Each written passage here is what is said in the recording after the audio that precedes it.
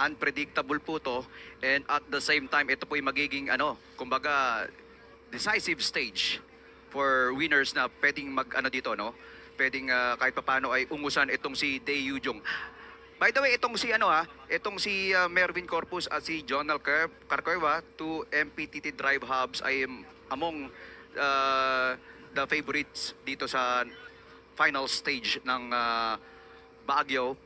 At of course, going back dito na tayo ngayon sa sa si Joshua Pascual ngayon po, pumangalawa po kay Javier, Teammates po, first two po mga kaibigan. Update po tayo, breaking.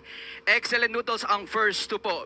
Si Joshua Pascual, nakilalang talagang pumapangalawa yan sa ITT since naging elite siya sa professional cycling, ay behind by 1 minute and 6 seconds dito sa kanyang teammate na si Joseph Bora Javier.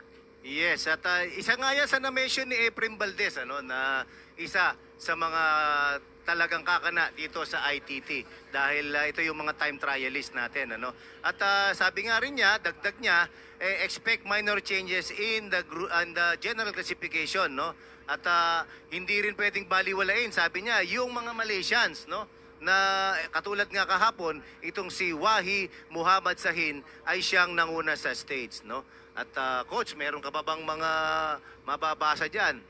Pero nakapasok na itong si Erickson Lopez. Pero ang nasa hot seat pa rin si Joseph Javier. Bakit hindi tayo tumingin ng komento ng ating mga mamamayan? Yes. Eto, kilala mo to, yung susunod na nag-comment. Ikaw na magbasa niyan. Itong si Mark De Leon. Ano sabi? Ano sabi?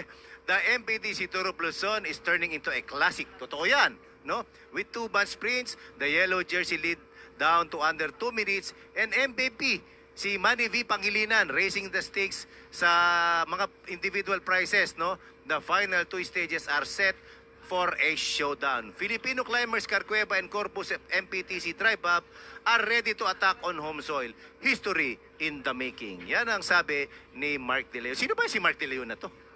Floor director natin yan dito. Mamaya-maya lang, nandito na. Mararamdaman na natin dito yan, ha? So, hot seat pa rin tayo, partner. 17 and 25 ang clock time ni Joseph Javier. We are already in ang ating cyclist number 34th na binitawan, pang 34. Maya-maya lang, makakabitaw na tayo ng next 5 natin. So far, si Ramon de la Cruz ang